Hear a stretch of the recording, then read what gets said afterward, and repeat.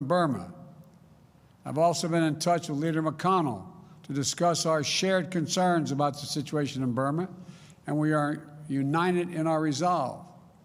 There can be no doubt in a democracy, force should never seek to overrule the will of the people or attempt to erase the outcome of a credible election. The Burmese military should relinquish power they have seized, release the advocates and activists and officials they have detained, lift the restrictions on telecommunications, and refrain from violence. As I said earlier this week, we will work with our partners to support restoration of democracy and the rule of law and impose consequences on those responsible. Over the past 2 weeks, I've spoken with the leaders of many of our closest friends: Canada, Mexico, the UK, Germany, France, NATO, Japan, South Korea, Australia, to reforming the habits of cooperation and rebuilding the muscle of democratic alliances that have atrophied over the past few years of neglect and, I would argue, abuse. American alliances are our greatest asset, and leading with diplomacy means standing shoulder to shoulder with our allies and key partners once again. By leading with diplomacy, we must also mean engaging our adversaries and our competitors diplomatically, where it's in our interest, and advance the security of the American people. That's why yesterday the United States and Russia agreed to extend the New START treaty for 5 years to preserve the only remaining treaty between our countries safeguarding nuclear stability. At the same time, I made it clear to President Putin, in a manner very different from my predecessor, that the days of the United States rolling over in the face of Russia's aggressive actions, interfering with our elections, cyber attacks, poisoning its citizens, are over. We will not hesitate to raise the cost on Russia and defend our vital interest and our people. And we will be more effective in dealing with Russia when we work in coalition and coordination with other like-minded partners. The politically motivated jailing of Alexei Navalny and the Russian efforts to suppress freedom of expression and peaceful assembly are a matter of deep concern to us and the international community. Mr. Navalny, like all Russian citizens, is entitled to his rights under the Russian Constitution. He's been targeted for exposing corruption. He should be released immediately and without condition. We'll also take on directly the challenges posed by our prosperity, security, and democratic values by our most serious competitor, China. We'll confront China's economic abuses, counter its aggressive, coercive action to push back on China's attack on human rights, intellectual property, and global governance. But we are ready to work with Beijing when it's in America's interest to do so. We will compete from a position of strength by building back better at home, working with our allies and partners, renewing our role in international institutions, and reclaiming our credibility and moral authority, much of which has been lost.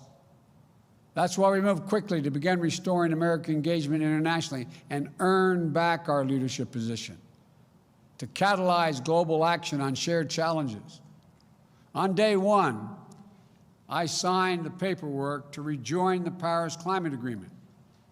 We're taking steps led by the example of integrating climate objectives across all of our diplomacy and raising the ambition of our climate targets. That way we can challenge other nations, other major emitters, to up the ante on their own commitments. I'll be hosting a Climate Leaders Summit to address the climate crisis on Earth Day of this year. America must lead in the face of this existential threat. And just as with the pandemic, it requires global cooperation. We've also re-engaged with the World Health Organization. That way we can build better global preparedness to counter COVID-19, as well as detect and prevent future pandemics, because there will be more. We've elevated the status of cyber issues within our government, including appointing the first Deputy National Security Advisor for Cyber and Emerging Technology. We're launching an urgent initiative to improve our capability, readiness, and resilience in cyberspace. Today, I'm announcing additional steps to course-correct our foreign policy and better unite our democratic values with our diplomatic leadership. To begin, Defense Secretary Austin will be leading a global posture review of our forces so that our military footprint is appropriately aligned with our foreign policy and national security priorities. It will be coordinated across all elements of our national security, with Secretary Austin and Secretary Blinken working in close cooperation. And while this review is taking place, we'll be stopping any planned troop withdrawals from Germany. We're also stepping up our diplomacy to end the war in Yemen, a war which has created a humanitarian and strategic catastrophe. I've asked my Middle East team to ensure our support for the United Nations-led initiative to impose a ceasefire, open humanitarian challenge, and restore long-dormant peace talks. This morning, Secretary Blinken appointed Tim Lenderking, a career foreign policy officer, as our special envoy to the Yemen conflict, and I appreciate him doing this. Tim has lifelong experience in the region, and he'll work with the UN envoy and all parties to the conflict to push for a diplomatic resolution. And Tim's diplomacy will be bolstered by USAID working to ensure that humanitarian aid is reaching the Yemeni people who are suffering unendurable devastation. This war has to end. And to underscore our commitment, we are ending all American support for offensive operations in the war in Yemen, including relevant arms sales. At the same time, Saudi Arabia faces missile attacks, UAV strikes, and other threats from Iranian-supplied forces in multiple countries. We're going to continue to support and help Saudi Arabia defend its sovereignty and its territorial integrity and its people. We also face a crisis of more than 80 million displaced people suffering all around the world. The United States' moral leadership on refugee issues was a point of bipartisan consensus for so many decades when I first got here. We shine the lamp of liberty on oppressed people. We offered safe havens for those fleeing violence or persecution. And our example pushed other nations to open wide their doors as well. So today, I'm approving an executive order to begin the hard work of restoring our refugee admissions program to help meet the unprecedented global need. It's going to take time to rebuild what has been so badly damaged, but that's precisely what we're going to do. This executive order will position us to be able to raise the refugee admissions back up to 125,000 persons for the first full fiscal year of the Biden-Harris administration. And I'm directing the State Department to consult with Congress about making a down payment on that commitment as soon as possible. And to further repair our moral leadership, I'm also issuing a presidential memo to agencies to reinvigorate our leadership on the LGBTQI issues and do it internationally. You know, we'll ensure diplomacy and foreign assistance are working to promote the rights of those individuals, included by combating criminalization and protecting the LGBTQ refugees and asylum seekers. And finally, to successfully reassert our diplomacy and keep Americans safe, prosperous, and free, we must restore the health and morale of our foreign policy institutions. I want the people who work in this building and our embassies and consulates around the world to know I value your expertise and I respect you, and I will have your back. This administration is going to empower you to do your jobs, not target or politicize you. We want a rigorous debate that brings all perspectives and makes room for dissent. That's how we'll get the best possible policy outcomes. So with your help, the United States will again lead, not just by the example of our power, but the power of our example. That's why my administration has already taken the important step to live our domestic values at home, our democratic values at home. Within hours of taking office, I signed an executive order overturning the hateful, discriminatory Muslim ban, reversed the ban on transgender individuals serving in our military. As part of our commitment to truth, transparency, and accountability, we stated on day one, we started in day one with daily briefings of the press from the White House. We've reinstituted regular briefings here at State and at the Pentagon. We believe a free press isn't an adversary. Rather, it's essential. A free press is essential to the health of a democracy. We've restored our commitment to science and to create policies grounded in facts and evidence. I suspect Ben Franklin would approve. We've taken steps to acknowledge and address systemic racism and the scourge of white supremacy in our own country. Racial equity will not just be an issue for one department in our administration. It has to be the business of the whole of government and all our federal policies and institutions.